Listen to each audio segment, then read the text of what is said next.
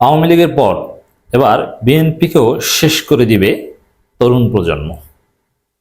হ্যাঁ, এর ground ready হয়ে গেছে। গ্রাউন্ড অবশ্য বিএনপি নিজেই রেডি করে দিয়েছে, ঘোষণাও এসে গেছে, ঘটনা শুরু হয়ে গেছে। দর্শক, কারা কারা ফ্যাসিবাদের দালালি করছে, কারা কারা আওয়ামী লীগের ফুটপ্রিন্ট অনুসরণ করার চেষ্টা করছে, কারা কারা আওয়ামী লীগকে পুনর্বাসনের চেষ্টা করছে, সব তথ্য হাসনাত আবদুল্লাহদের কাছে আছে এবং তারা যে কোনো সময় ফাঁস করে দিতে পারেন। এবং হাসনাত আবদুল্লাহরা এখন থেকে আঙ্গুল বাঁকা করার রাজনীতি করবেন, এই ঘোষণা আসছে। এবং সুশীলতাকে তারা প্রশ্রয় দিবেন না, তারা ঘাটতারামি করবেন। এই যে ঘোষণা হাসনাত আবদুল্লাহর, আমি আসছি ডিটেলসের দিকে। এই ঘোষণাটা কার্যত বিএনপির বিরুদ্ধে এবং কিছুটা জামাতের বিরুদ্ধেও যায়। এখন জামাতের এক্ষেত্রে টেনশন বা উদ্বেগের কিছু নেই, টেনশন বা উদ্বেগ বিএনপির। দেখেন, আওয়ামী লীগ তো পালিয়েছে, এখন বিএনপিকে কেন পালাতে হবে? আওয়ামী লীগের মতো সেম কাজ করছে এবং আওয়ামী লীগকে ফিরিয়ে আনতে চাইছে। এই জায়গাটা থেকে বিএনপির সামনে অশনি সংকেত, বিএনপিকে পালানো লাগতে পারে। দর্শক, তরুণ প্রজন্ম বিএনপির বিরুদ্ধে যে কোনো সময় জেগে উঠতে পারে, বিএনপিকে গণশত্রু ঘোষণা দিয়ে পেটানো শুরু করতে পারে এবং কিছুদিন পর দেখবেন যে বিএনপির সব অপকর্মের রেকর্ড অনলাইনে অফলাইনে লিফলেট আকারে মানুষের ঘরে ঘরে পৌঁছে গেছে। তারপরে বিএনপিকে বর্জন করার ডাক আসছে।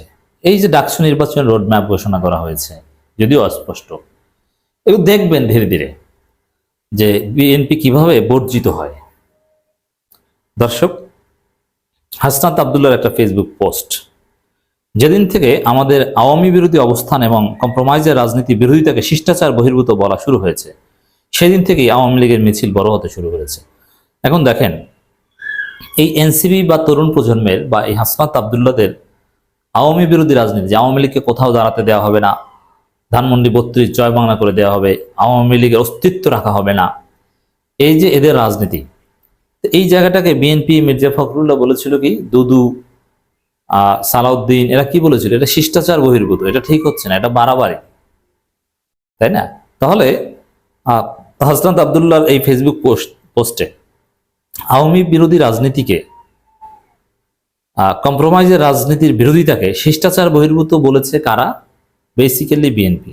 এমনকি দেখেন, শিষ্টাচার বহির্ভূত কখন বলেছিল?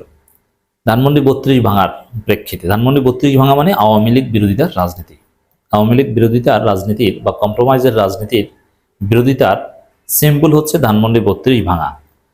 এখন বিএনপি সেটাকে শিষ্টাচার বহির্ভূত বলেছিল, একই সাথে জামাত ইসলামীও বলেছিল। জামাতের আমিরও কিন্তু সেখানে সুশীলগিরি মারাতে এসেছিলেন। আমরা জামাতের আমিরকে দাঁত ভাঙা জবাব দিয়েছিলাম যে সুশীলগিরি দেখাবেন না, আপনি চুপ থাকেন, আপনার কে বলেছে কথা বলতে। পরে জামাতের আমির টের পেয়েছিলেন যে তার শুভাকাঙ্ক্ষীরাও তাকে ধোলাই দিতে পারে। নতুন বাংলাদেশের চিত্র এটাই, যে আমিরে জামাত বলে লুতু লুতু করবে এরকম সুযোগ আর নাই। উল্টাপাল্টা বললে তরুণ প্রজন্ম একদম জবাব দিতে পারে। আমিরে জামাতকে শিবিরের রানিং সাদী সদস্যরাও ঘেরাও দিয়ে তাকে বিব্রত করেছেন জাদুঘরের মধ্যে, ঢাকা বিশ্ববিদ্যালয় শিবিরের ছেলেরা। তবে নতুন বাংলাদেশে যে কাউকে জবাবদিহিতার আওতায় আনতে বাংলাদেশ প্রস্তুত, তরুণ প্রজন্ম প্রস্তুত। দিস ইজ নতুন বাংলাদেশ। তো দর্শক, হাসনাত আবদুল্লাহর এই শিষ্টাচার বহির্ভূত আওয়ামী বিরোধিতা রাজনীতিকে শিষ্টাচার বহির্ভূত বিএনপি বলেছিল, আর জামাতও কিছুটা বলেছিল। সেদিন থেকে আওয়ামী লীগের বড় মিছিল হতে শুরু করেছে। হ্যাঁ, এই যে আওয়ামী লীগের বড় মিছিল বড় হতে শুরু করেছে, এজন্য হাসনাত আবদুল্লাহ দায়ী করেছেন বেসিক্যালি বিএনপিকে, এবং আমিরে জামাতেরও দায় আছে, তার দিকেও ইঙ্গিত আছে। এটা তার ব্যাখ্যা, হাসনাত আবদুল্লাহর বক্তব্যের ব্যাখ্যা। আমিরে জামাতের দায় কোন জায়গায় আছে? যে বারবার ফ্যাসিস্ট বলো পছন্দ করি না বলেছিলেন না ডাক্তার শফিকুর রহমান। তো এই যে কথাগুলো, যে বারবার ফ্যাসিস্ট বলো পছন্দ করি না, এগুলো আওয়ামী লীগের মিছিলকে বড় করেছে। এবং আমরা দলীয়ভাবে প্রতিশোধ নিব না, ক্ষমা করে দিলাম, ব্যক্তিগতভাবে কেউ চাইলে বা আইন নিজের হাতে তুলে নেবেন, যদিও ওটা নিয়ে অনেক কথা হয়েছে, সেদিকে যাচ্ছে না। এই যে বিতর্কিত কথাগুলো আমির জামাতের,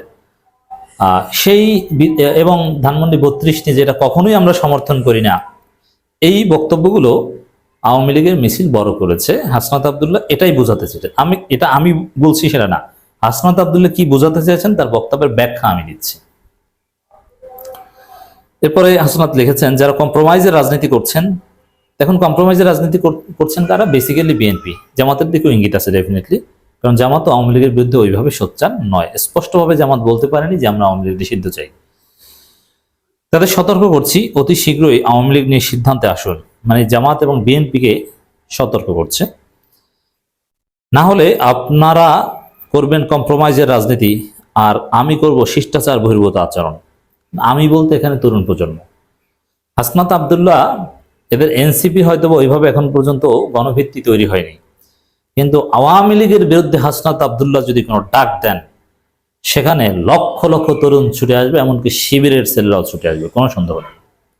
অতএব এটা একটা কঠিন বার্তা যে শিষ্টাচার বহির্ভূত রাজনীতি করব। এখন এই জায়গায় আসেন, জামাতের আমির যাই বলুক না কেন, জামাতের জনশক্তিরা লাইনে আছে, তারা কিন্তু কেউ আওয়ামী লীগের রাজনীতিকে পুনর্বাসনে রাজি নয়।